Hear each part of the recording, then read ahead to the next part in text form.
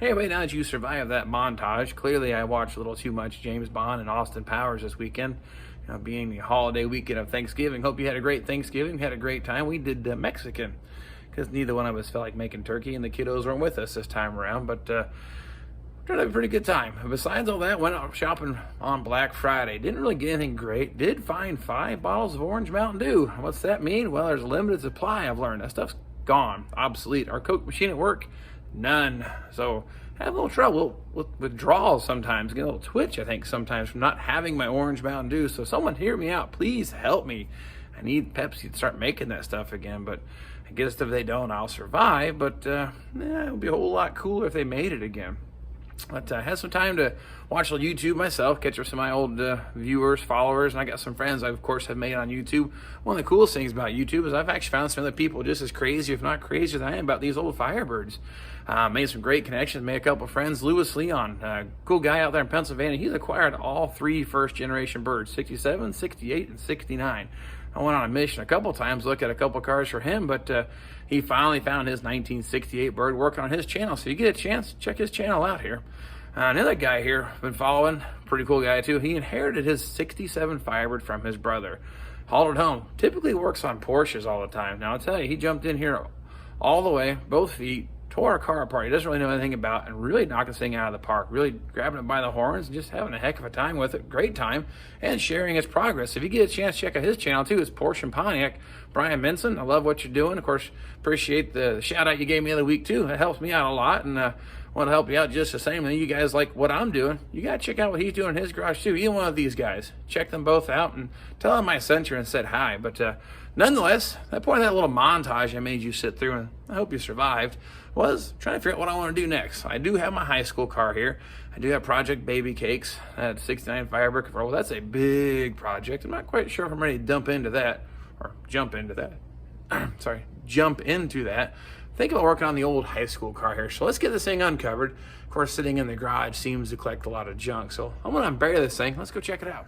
All right, what we see here, I'm gonna get the cover off. This thing's been sitting here for about 6 months last time I actually touched this car. Started Project LeBron's, kind of took priority over this build.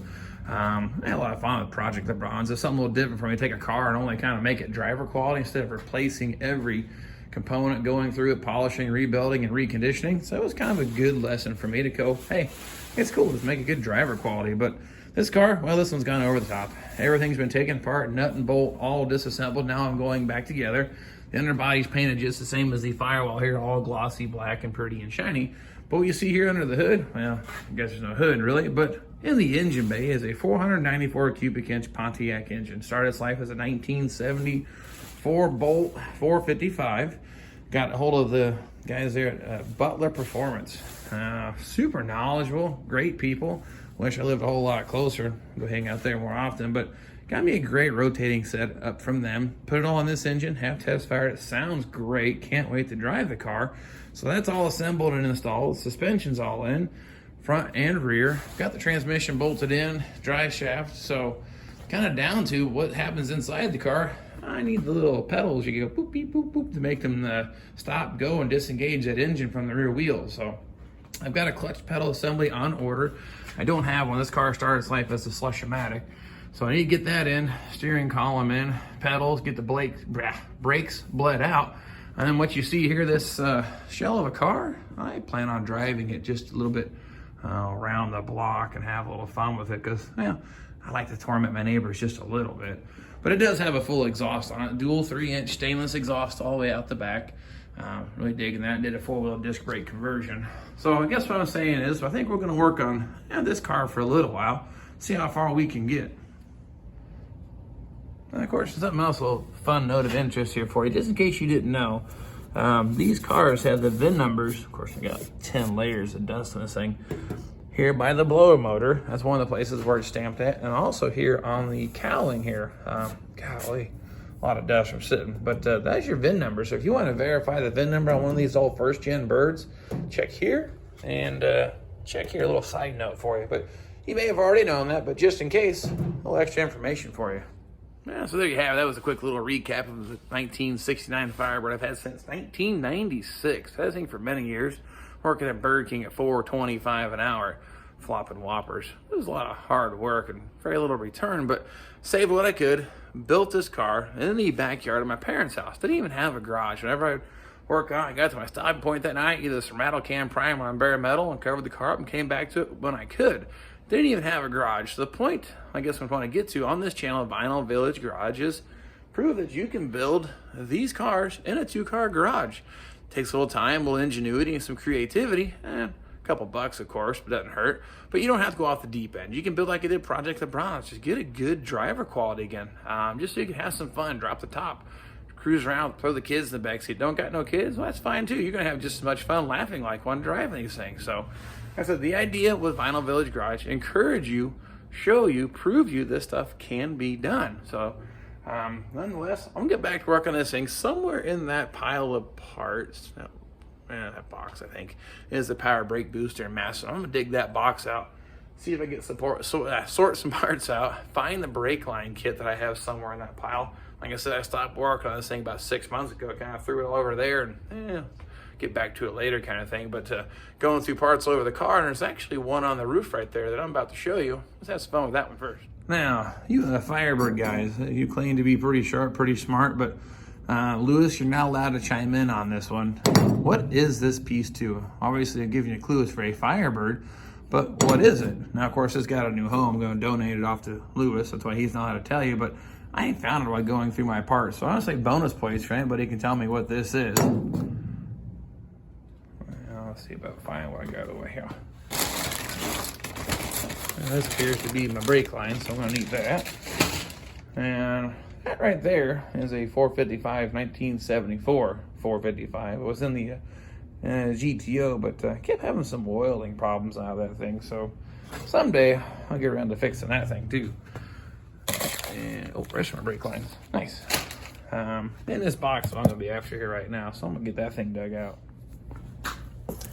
And you can see this is the Bright Stuff brand. This would be the, I think, 3rd complete kit I've put on, and so far they've all worked out really good. Now I've read some mixed reviews, but so far my personal experience, they've all worked out pretty good, and I've not had any issues out of them. And of course, definitely wouldn't have any issue using them again.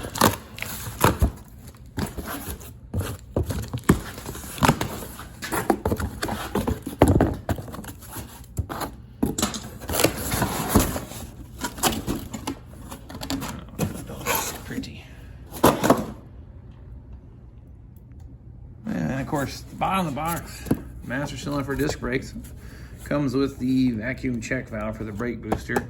Nice, pretty anodized booster. Now we got to check the length of this and get that adjusted. But I just realized something here that I need the clutch pedal assembly because it has the studs to mount this to the firewall.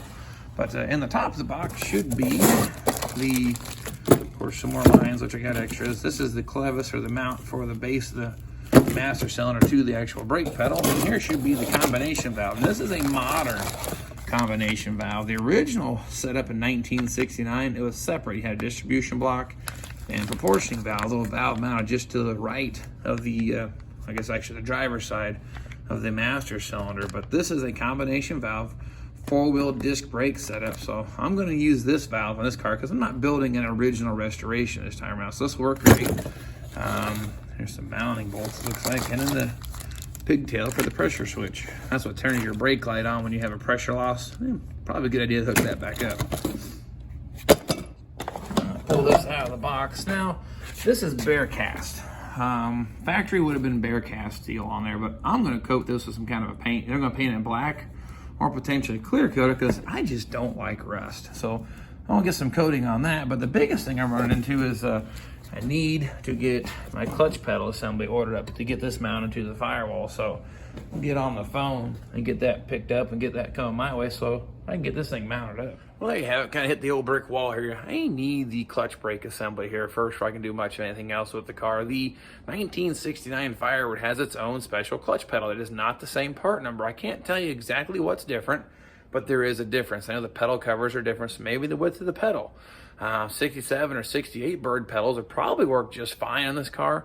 But for some reason, I can't do it. I'm going to order the one from Ames. Those guys are great. They do a fantastic job keeping these parts on hand. They're super knowledgeable. They try to keep the best quality replacement part available on the market. all the original equipment stuff pretty much is gone, but they do some homework on it before they sell it to you and determine what brand or what application is best for what you have. So I respect their opinion. They've done a great job. I've dealt with them probably for 20 some years. So I did have one little hiccup with them years ago. They made it right. Don't get me wrong. I might share that story with you someday, but that's a later thing probably. But nonetheless, I'm going to get that pedal ordered up, wipe some of the dirt and schmutz off this thing from sitting here about 6 months. It's looking pretty sad. That black paint's not super shiny at the moment. It's kind of causing me to be a little upset. So I'm going to get that cleaned up, get the pedal ordered. When it gets here, get you guys back out here, show you how to hook that all up, get the brakes bled out, and get you one step closer to driving this empty shell around the block. So nonetheless, hope you had a great holiday weekend. And if you get a chance, check out Louis Leon's channel. That's exactly what it says, Louis Leon. And then, or Brian Minson at Porsche and Pontiac. Those guys are pretty cool to follow if you love these birds. You love talking to them just as much as I have. But nonetheless, I'm going to get that cat here, and we'll see you next time.